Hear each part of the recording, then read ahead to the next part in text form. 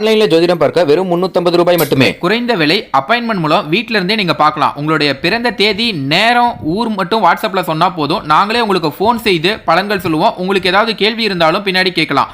So WhatsApp number பார்த்தீங்கன்னா 88 70 10 75 27.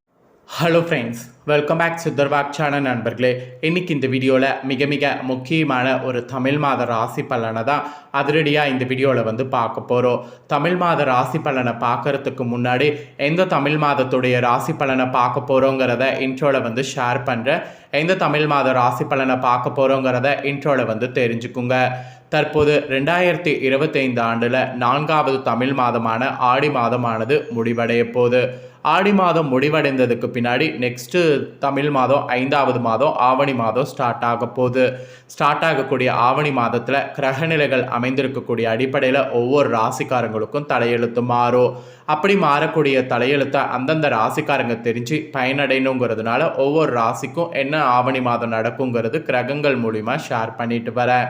அதில் இன்றைக்கி இந்த வீடியோவில் கன்னி ராசிக்காரங்களுக்கு ஷேர் பண்ண போகிறேன்.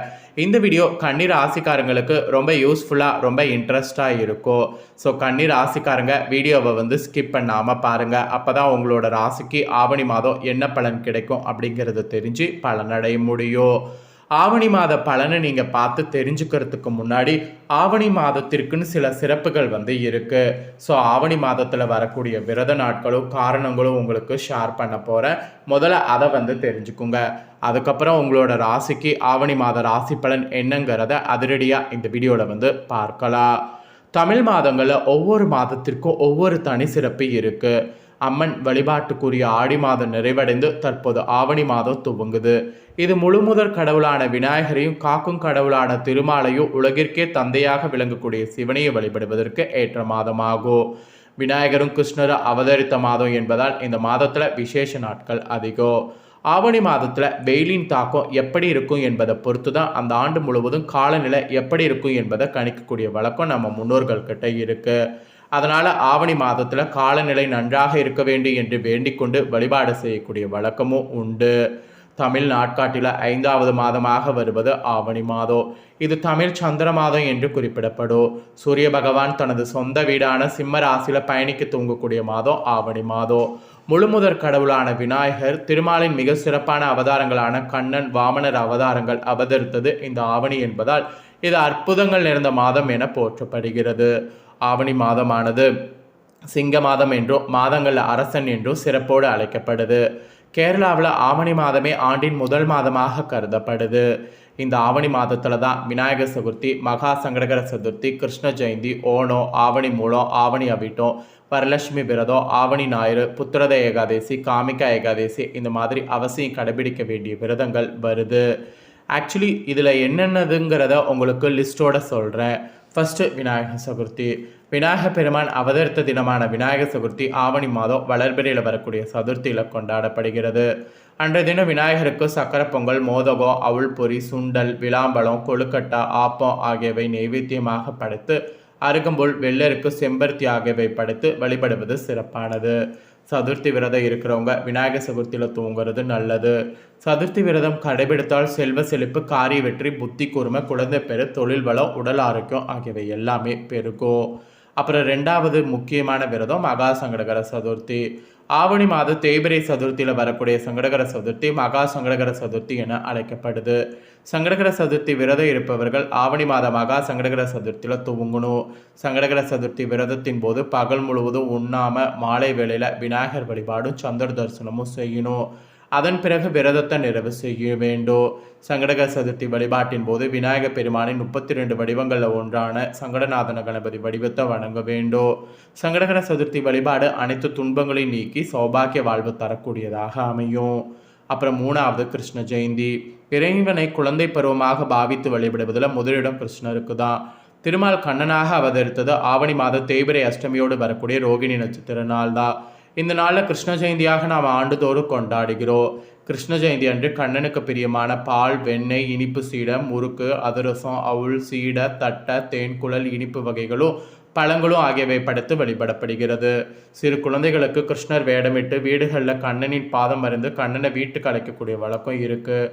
கிருஷ்ண ஜெயந்தி விரதம் இருக்கக்கூடியவங்களுக்கு குழந்தை இல்லாதவங்களுக்கு குழந்தை பாக்கியம் கிடைக்கும். அதனால் கிருஷ்ண விரதத்தை வந்து கண்டிப்பாக பார்த்தீங்கன்னு வச்சுக்கோங்களேன், மேக்சிமம் வந்து அனைவருமே வந்து கடைபிடிக்கணும் என்பது கூறப்படுகிறது. நெக்ஸ்ட்டு பார்த்தீங்கன்னு வச்சுக்கோங்களேன், ஓணம். ஆவணி மாத பௌர்ணமியொட்டி வரக்கூடிய திருவோண நட்சத்திரத்தில் ஓணம் பண்டிகை கேரளாவிலையும் தென் தமிழகத்திலையும் மற்றும் மலையாள மொழி பேசக்கூடிய மக்களால் வெகு சிறப்பாக கொண்டாடப்படுது. அத்திப்பூ கோலம், ஓண விருந்து ஆகியன இந்த பண்டிகையின் சிறப்பம்சம். ஆவணி மாதம் அஸ்த நட்சத்திரத்தில் துவங்கி திருவோண நட்சத்திரம் வரை மொத்தம் 10 நாட்கள் இந்த பண்டிகை கொண்டாடப்படும். இது கேரளாவின் அறுவடை திருநாள், கேரள தீபாவளி, கேரள புத்தாண்டு என பல பெயர்களில் சிறப்பித்து அழைக்கப்படுகிறது. ஓணம் பண்டிகையின் போது கசப்பு சுவை தவிர மற்ற சுவைகளில் 64 வகை உணவு தயார் செய்து ஓண விருந்தளிப்பது சிறப்பு. அப்புறம் ஃபைனலாக ஆவணி மூலம். ஆவணி மூல திருவிழா மதுரை மீனாட்சி அம்மன் கோவிலில் நடக்கக்கூடிய மிக முக்கியமான விழாக்களில் ஒன்று. 12 நாட்கள் இந்த விழா விமர்சையாக கொண்டாடப்படுகிறது. சொக்கர் மதுரையில் நிகழ்த்திய 64 திருவிளையாடல்களின் நினைவு கூறக்கூடிய விதமாக இந்த விழா நடத்தப்படுகிறது. இதில் 10 திருவிளையாடல்கள் நடத்தப்படும். ஆவணி மூல திருவிழாவின் போது சுந்தரேஸ்வரருக்கு பட்டாபிஷேகம் நடத்தப்படும். இதற்கு பிறகு 5 மாதங்கள் மதுரையில் சுந்தரேஸ்வரருடைய ஆட்சி தான் நடைபெறும். ஆவணி மூலத்தன்று சூரியன் உதயமாகும் போது வெப்பம் அதிகமாக இருந்தால் அந்த வருடம் முழுவதும் வெயில் வாட்டும் என்றும், மாறாக மேகமூட்டத்தோடு வெப்பம் குறைவாக இருந்தால் அந்த ஆண்டு முழுவதும் காலநிலை சிறப்பானதாக இருக்கும் என்பது ஐதீகம். ஸோ இதெல்லாம் அந்தாங்க ஆவணியில் வரக்கூடிய சிறப்புகள். இப்போ ஆவணி மாத ராசி பலனை உங்கள் கன்னி ராசிக்காரங்களுக்கு சொல்ல போகிறேன். ஸோ கன்னி ராசிக்காரங்க, உங்களுக்கு கவலைகள் தீருமா தீராதாங்கிறத தெரிஞ்சுக்குங்க. இந்த ஆண்டு பெரும்பாலான காலகட்டம் கன்னி ராசிக்கு கிரகநிலைகள் சாதகமாக இருந்தால் கூட ஆவணி மாதத்தில் எதிர்பாராத தடைகள் மற்றும் குறுக்கீடுகள் ஏற்படலாம். 2025 கன்னி ராசிக்காரங்களுக்கு ஆவணி மாதம் எப்படி இருக்கும், எந்த விஷயங்களில் எச்சரிக்கையாக இருக்க வேண்டும், குடும்ப உடல் ஆரோக்கியம் மற்றும் வேலை தொழில் உள்ளிட்ட விவரங்களை பார்க்கலாம். கன்னி ராசிக்காரங்களுக்கு ஆவணி மாதத்தில் உள்ள கிரகங்களுடைய நிலைகளை ஆராய்ந்து பார்க்கும்போது, அதாவது கிரகங்களின் நிலைகளை ஆய்வு செய்து பார்க்கும் பொழுது இந்த மாதம் முழுவதுமே கடுமையான ஏற்ற இறக்கங்களை எதிர்கொள்ள நேரிடும். செலவு எங்கிருந்து வருகிறது என்று தெரியாத அளவுக்கு வரிசையாக செலவுகள் மற்றும் விரயங்கள் ஏற்படும். இந்த ஆண்டு பெரும்பாலான காலகட்டம் கன்னி ராசிக்கு கிரகநிலைகள் சாதகமாக இருந்தால் கூட ஆவணி மாதத்தில் இந்த மாதிரி எதிர்பாராத தடைகள் மற்றும் குறுக்கீடுகள் ஏற்படலாம். ஸோ கன்னி ராசிக்காரங்களுக்கு ஆவணி மாதத்தில் பொதுவாக நடக்கக்கூடிய விஷயங்கள் இது என்பது ஃபஸ்ட்டு சொல்லப்படுது. ஆவணி மாதம் முழுவதுமே கன்னி ராசினருக்கு ஒரு சில கிரகங்கள் சாதகமாக இருந்தால் கூட ராசியிலே செவ்வாய் அமர்ந்திருப்பது நெருக்கடிகளை ஏற்படுத்தும், கலவையான பலன்களை தரும். மாத தொடக்கத்தில் போதுமான அளவுக்கு வருமானம் இருந்தால் கூட திடீர் செலவுகள் அல்லது கடன் வாங்கக்கூடிய சூழல் அல்லது உடல் ரீதியான பாதிப்புகள் உண்டாகி பணவிரயம் ஏற்படும். யாரையும் நம்பி எந்த காரியத்தையும் செய்ய முடியாது. திட்டமிட்ட காரியங்கள் தடைப்படும். திடீர் சோதனைகள் உண்டாகலாம். கொடுத்த வாக்கை காப்பாற்ற இயலாமல் போகலாம். துணிவும் தன்னம்பிக்கையும் குறைய வாய்ப்புள்ளது. அலைச்சல் அதிகரிக்கும் என்பதால் ஆரோக்கிய குறைபாடு உருவாகலாம். அதனால் கவனமாக இருக்கணும். கன்னிராசினருக்கு இந்த மாதத்தின் பெரும்பாலான நாட்கள் குடும்ப உறவுகளில் விட்டு கொடுத்து செல்லக்கூடிய சூழல் ஏற்படும். எதிர்பாராத அளவுக்கு பிரச்சனைகள் உண்டாகலாம். உடல்நலத்தில் பாதிப்புகள் ஏற்படலாம். குறிப்பாக மூத்த சகோதரர்களோடு கருத்து வேறுபாடு அல்லது சொத்து தகராறு உண்டாக வாய்ப்பு இருக்குது. அதனால் இந்த மாதம் ஏற்படக்கூடிய சிறு சிறு பிரச்சனைகளை பெரிதாக்காமல் தவிர்ப்பது நல்லது. மெயினாக உடன்பிறப்பு, வாழ்க்கை துணை என்று அனைவரிடமே அனுசரித்து செல்ல வேண்டிய காலகட்டம். ஒரு பக்கம் பணவரவு வழக்கமாக இருந்தால் கூட பணவரவை விட கூடுதல் தேவையை ஏற்படுத்தக்கூடிய விரயங்கள் உண்டாகும். எனவே இந்த மாதம் முழுவதும் பார்த்தீங்கன்னு வச்சுக்கோங்களேன், திட்டமிட்டு செலவு செய்வது மிகவும் அவசியம். அதுவும் மாதத்தின் கடைசி வாரத்தில் விரயங்கள் குறைந்து பற்றாக்குறை நீங்கும். சொத்துக்கள் சம்பந்தப்பட்ட விஷயங்கள் உங்களுக்கு சாதகமாக இருக்கும். அப்புறம் கன்னிராசிக்கு ஆவணி மாதம் முழுவதும் தொழில் மற்றும் வேலை வாய்ப்பில் பெரிய பிரச்சனைகள் எதுவும் ஏற்படாது.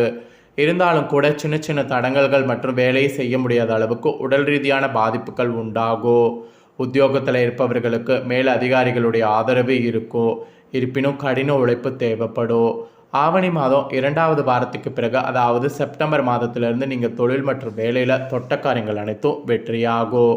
இடமாற்றம், வேலை மாற்றம் அல்லது வேறு ஊர் அல்லது வெளிநாடு வேலைக்கான முயற்சி செய்பவர்களுக்கு செப்டம்பர் மாதம் 2வது வாரத்திலிருந்து அனுகூலமான பலன்கள் கிடைக்கும்.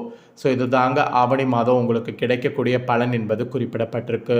ஸோ குறிப்பிடப்பட்டதை தெளிவாக இந்த வீடியோவில் உங்களுக்கு ஷேர் பண்ணிட்டேன். ஷேர் பண்ணதை தெரிஞ்சிருப்பீங்க. தெரிஞ்சதுக்கேற்ப நடந்து பலன் பெறுங்க. நீங்கள் இதை பார்த்து பலனடைஞ்சது போல் உங்கள் ஃப்ரெண்ட்ஸ் ஃபேமிலி இருக்கவங்களும் பலனடையணும்னு நினச்சிங்கன்னா வீடியோ லைக் பண்ணி ஷேர் பண்ணுங்கள். உங்கள் ஃப்ரெண்ட்ஸ் ஃபார்மில் இருக்கக்கூடிய கன்னி ராசிக்காரங்களோ ஆவணி மாத ராசி பலனையும் சிறப்புகளையும் இந்த வீடியோவில் தெரிஞ்சு இதற்கேற்ப நடந்து பலனடையட்டும். புதிய தகவல் தெரிஞ்சுக்கொள்ள சேனலை சப்ஸ்கிரைப் பண்ண